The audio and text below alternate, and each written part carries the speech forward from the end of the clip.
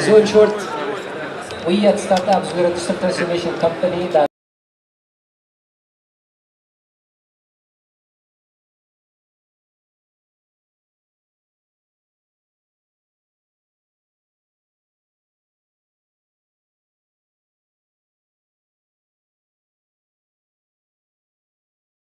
levels, being at academia or more optimized. I realized that 20 years ago we really did a big mistake. The mistake which we did and which I really try to convince everybody not to do the same mistake again is we tried to start from scratch. We tried to build everything as if we are going to build the circle chip itself. If we were able to do it, we were really did it. This is something really I feel that we learned a lot. We had a lot of things to learn, but at the same time we didn't achieve a lot. And this is something really important to nowadays industry.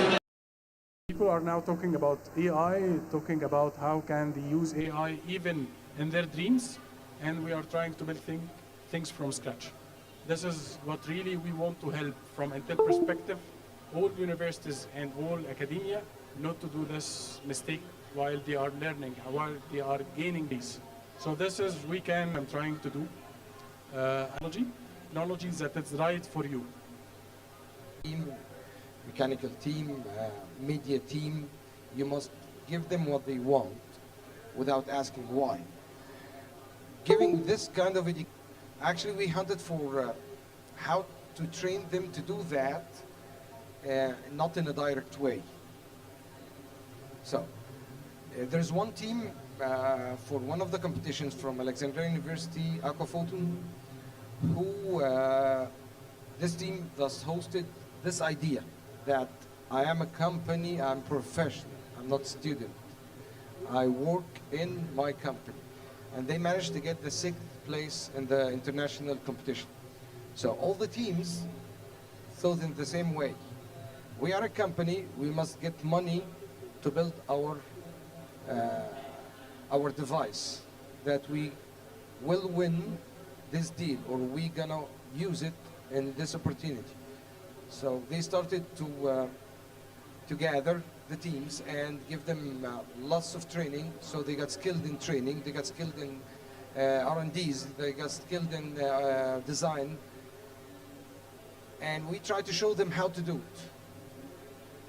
But actually they knew how to do it by their own. They are self-learning is very high skill for all the students and all the youth. And in 2018, the Egyptian team managed to have the 1st place and the 3rd place in the world competition. And this was a success for us. This is one of the main challenges that we faced with the students. And also with the students who cannot represent themselves. Like in informatics and programming, all these students don't have any social life. They don't talk. They cannot be interviewed. So we start give them lots of training or sessions, how to sell yourself in the market. If you cannot communicate, if you can only program and cannot communicate, you will not have a job. You will not give an impact in the industry. This is one of the main challenges that we have. Other main challenge is to convince the sponsors that they must pay for these students. And we face it for the first 5 or 6 years, but in the last 3 or 4 years, they were pretty generous. And this is what some of the main things that we face with them. Muhammad, yes. I may interact with the audience and say, yes. Who are of you is part of academia, like teaching at a university, okay. How many of you is part of industry, like running a company or part of, so I see several hands, okay. And how many of you is government related, government associated? Okay, so as you can see, the challenge always keeping the dialogue going between these 3 parties and making sure that everyone understands what's in it for them to really support this. So for example, partners from the industry sometimes have the challenge of what's in it for us to engage with events. maybe initiate or trigger that partnership. So I think it's a mutual and important involvement of everybody to really realize that it's mutual model internationally. So this is a solid platform. Platforms, create product based on these platforms, and deliver innovation more. Academia we are trying to do by using the computer vision is to just try to replicate maybe the challenge in the technology itself. Let's improve. So this is the main thing I see. Students, academia, please be connected to the industry, knock the doors, and try to see what Happening stage risk capital. So early stage risk capital is now very accessible, starting maybe 20, and the direct value of getting hired there or getting acquired by them as a startup. It's much more bigger because it's more scalable. If you're part of their platform, then that means it's a win-win for you and them to succeed. And that applies for Singapore, Seoul, all the countries that used this perspective, as if it is in control system, this block should give this block its deliverables, its needs. So basically, we must measure what the industry needs. As you said, the university must talk with the industry to analyze its needs and define it at its objectives. And each year, they must have a corrective action in the educational system they have, in the curriculum. The elderly professors we have, we call them the and rapidly innovating in a class. The industry has already, got to, so that we are taking the next step rather than reinventing the wheel every year. And then have much bigger opportunities now. One of them is the market opportunity itself. So I think when we were speaking about AI and IoT 10 years ago, it was premature, it was not that much ready. Now the markets are ready. So anything we do has a quicker return on investment than before. So you need to do less basic research, little applied research, and more commercialization.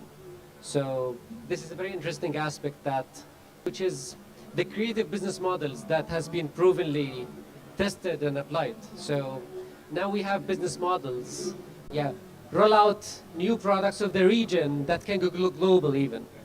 So this is also the connectivity of the region. Now a startup in Egypt can... how would you benefit the most from collaborating with government, and how would you benefit from collaborating with, with industry? Well, the most successful education is a university that is built by a company. Yes, like Mercedes-Benz has its own institution, it's not a university. And the most successful engineers come from them. Deutsche Bank has its own institute, it's not a university, and the most successive bankers come from this institute. So I think that the industry, the big industrial firms, should be big part of the university, defining its curriculum, defining its need that it's going to serve this technique, this specific jobs. So we really need the industry to participate more at the universities and to have more privilege in modifying the higher education curriculum. And in the Arab countries, especially in North Africa and Middle East, it's kind of taboo if you try to interfere with the higher education institutes. And they think that the government, that the industry is only money seekers. They want to suck the blood out of the new graduates. And it's totally the opposite. They're just trying to enhance their skills so they can serve them. Well, once a friend of mine, we were in a reunion, school reunion, it was 4 years ago.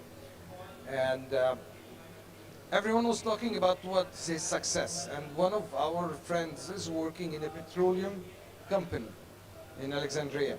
And I was talking about how the teams of the ROV, remotely operated vehicle, got very good ranks, first and third worldwide, and it's a big success for us. He said, yes, yes, yes, what is the ROV? I told him, it's ROV, it's a big competition. It's about 1, 2, 3, 4, 5, and so on. And he said, well, we needed 2 engineers in my firm, and we got like 55 applicants, 3 of them wrote direct. They started having their fund with industrial companies. They were trained with the industrial. So this is what I can close my. I can be quick and say academia basically isn't always inviting universities to evolve industry. Government needs that engagement to happen because otherwise there was no, which is what we aim for at the whole region. So creating that knowledge economy requires that engagement to be government officers